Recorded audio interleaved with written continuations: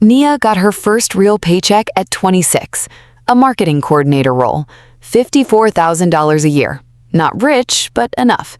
The first thing she did was responsible. She called her bank and set up automatic payments on her 3 credit cards, $847 a month, split across 3 accounts. She didn't miss a single payment. 2 years later, she had barely moved the needle. The balances were almost exactly where she started. She wasn't irresponsible. She wasn't reckless. She did what every financial literacy article, every bank pamphlet, every well-meaning parent told her to do. She paid her debt. And 2 years of disciplined payments had made her almost no progress. This is the part they don't tell you. Paying your debt first, the way the system tells you to pay it, is one of the most financially destructive habits a working adult can build. Not because debt isn't real, it is. Not because you shouldn't pay what you owe, you should. But because the order in which you deploy your money determines whether your money works for you or for someone else. And right now, the order most people are using is the one that benefits banks, not households. Before we go further, let's establish something. There are 14 different ways your money bleeds out every month. Most people can only name 2 or 3, but the one that quietly destroys more long-term wealth than any other isn't your mortgage, it isn't your car note, it's not even your credit card interest, although that one is doing real damage. The biggest invisible drain on your financial future is opportunity cost, and it lives inside the very strategy you were told was responsible.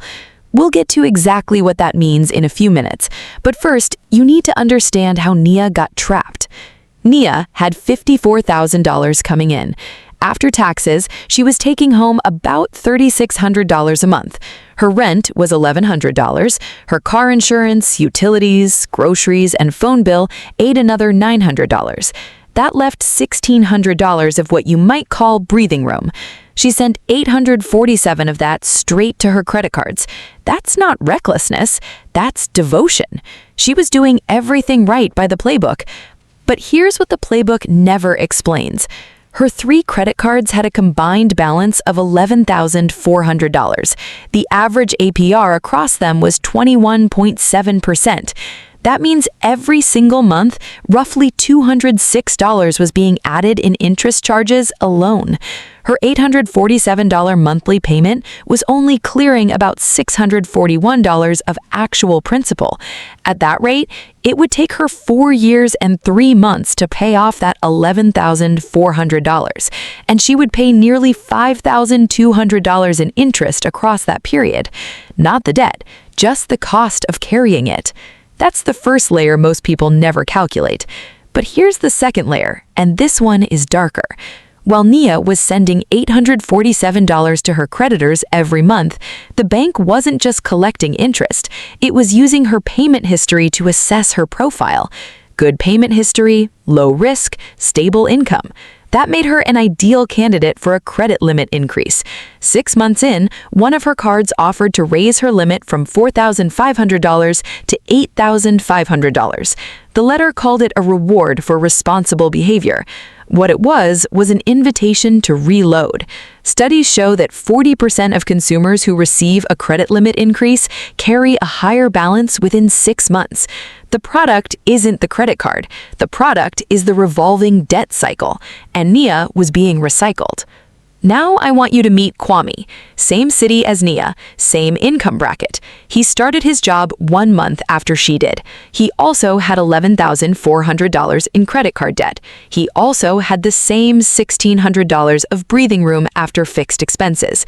But Kwame heard something different before he set up his payment plan. He heard that the order of operations matters.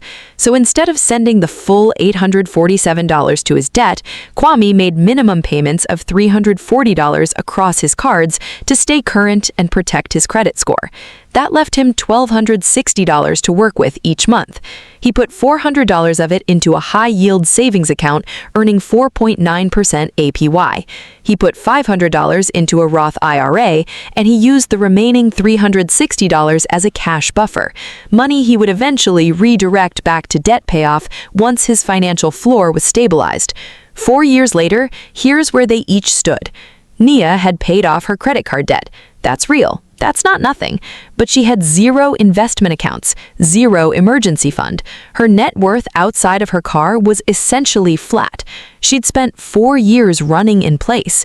Kwame still had about $3,800 left on one of his cards, but he had $19,200 in his Roth IRA, including 2 years of compounding returns. He had $9,600 in his high-yield savings account. His net worth had increased by over $25,000. He paid more in interest than Nia did, by about $900, but he was $25,000 ahead of her in actual wealth. The difference wasn't discipline. They were both disciplined. The difference was sequence.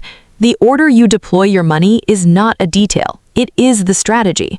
Let's break down exactly what Kwame understood that the standard financial advice misses.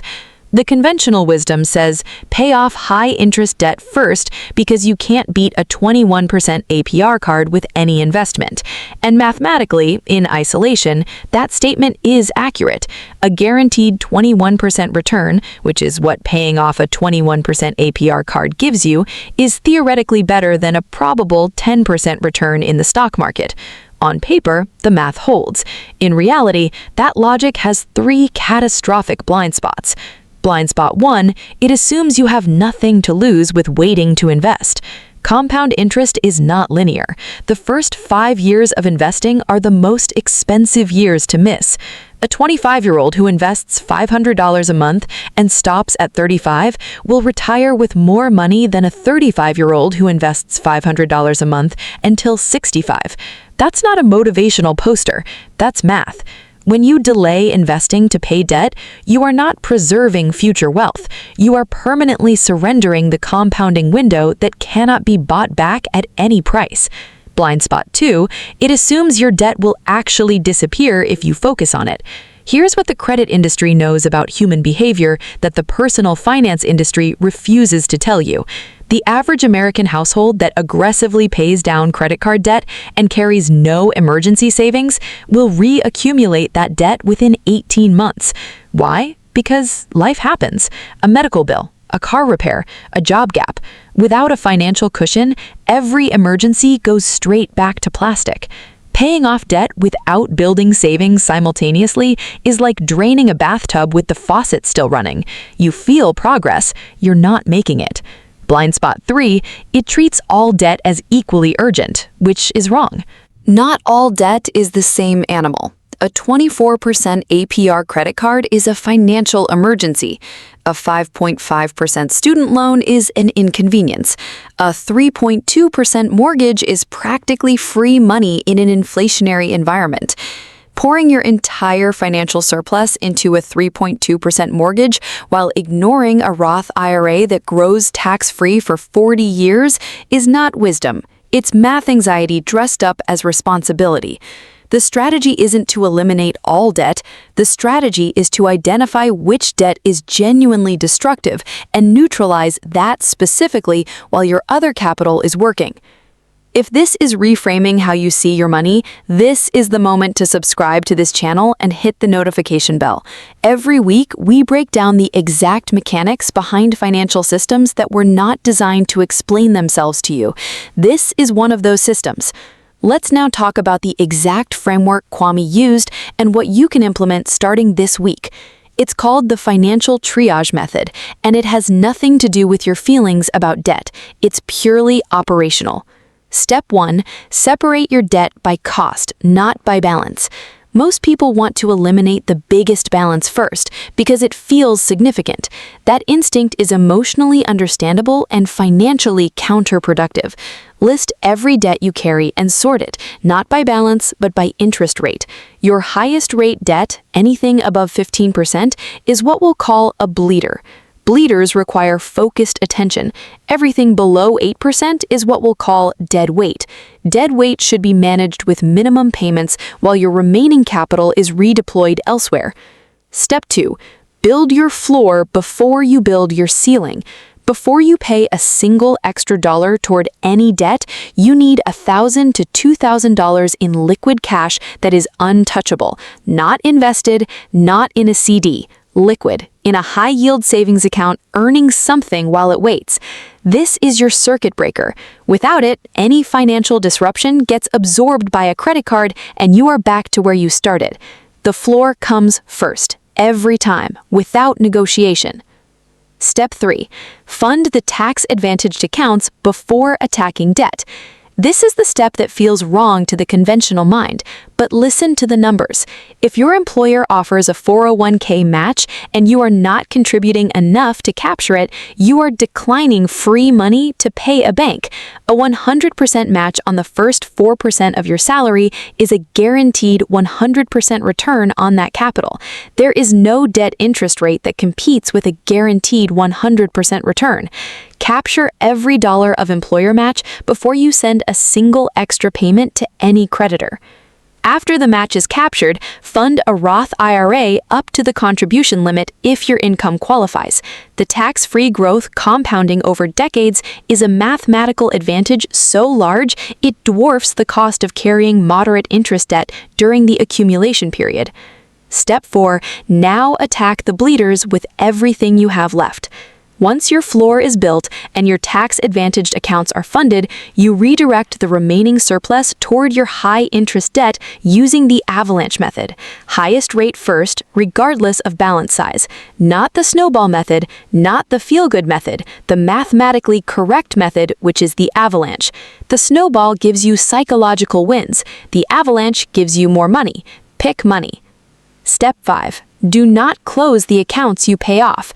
This is the step that surprises most people. When you pay off a credit card, the instinct is to cut it up and close it.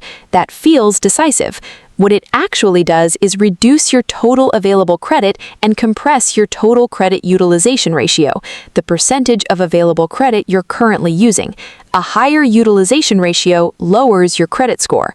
A lower credit score raises your borrowing costs on every future loan, your mortgage rate, your car financing, your business capital.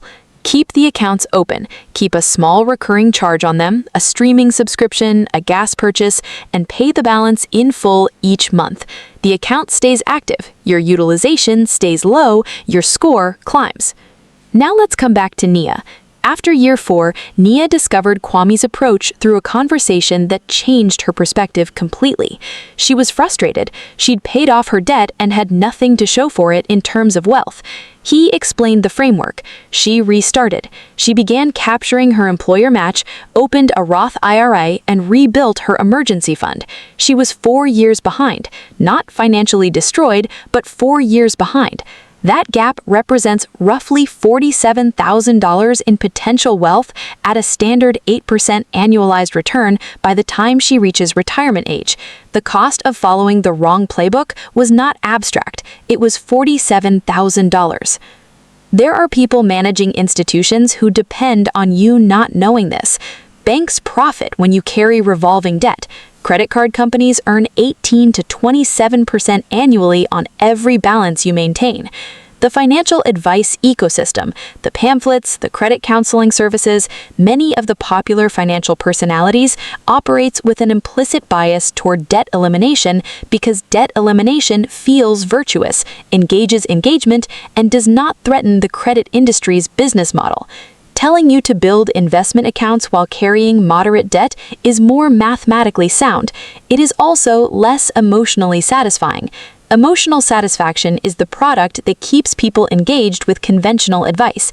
Mathematical soundness is what builds actual wealth. The middle-class money myth is this: debt is the enemy. Eliminate it before anything else. Get to zero, then build. The financial reality is this: debt is a cost. Like every cost, it should be managed relative to what you are purchasing with that cost. If the cost of carrying a 6% student loan is the opportunity to compound tax-free capital in a Roth IRA for 35 years, that cost has a return. If the cost of carrying a 24% credit card is the opportunity to feel organized, that cost is destroying you. Not all costs are equal. Not all debt is equal.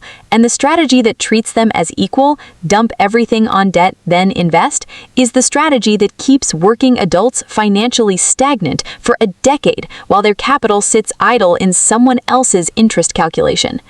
Here is what you are walking away with today.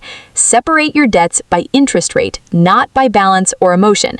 Build a liquid cash floor of at least $1,000 before you pay anything extra to anyone. Capture every dollar of employer match. It is a guaranteed 100% return. Fund a Roth IRA if you qualify. Then, and only then, attack your high-rate debt with the avalanche method. Keep paid-off accounts open and never, not once, make a minimum payment on a 20+% card while simultaneously skipping your employer's 401k match. Nia got 4 years back, slowly, deliberately, sequentially. The wealth gap between her and Kwame narrowed because she changed the order, not the amount. She didn't earn more. She didn't sacrifice more. She restructured the sequence in which her money moved, and that sequence change was worth tens of thousands of dollars over the life of her financial plan. You cannot go back and invest in your 20s if you're in your 30s, but you can stop making the decision today that your future self will pay the price for. The order of operations is not a minor detail buried in a personal finance worksheet. It is the entire game, and now you know how to play it.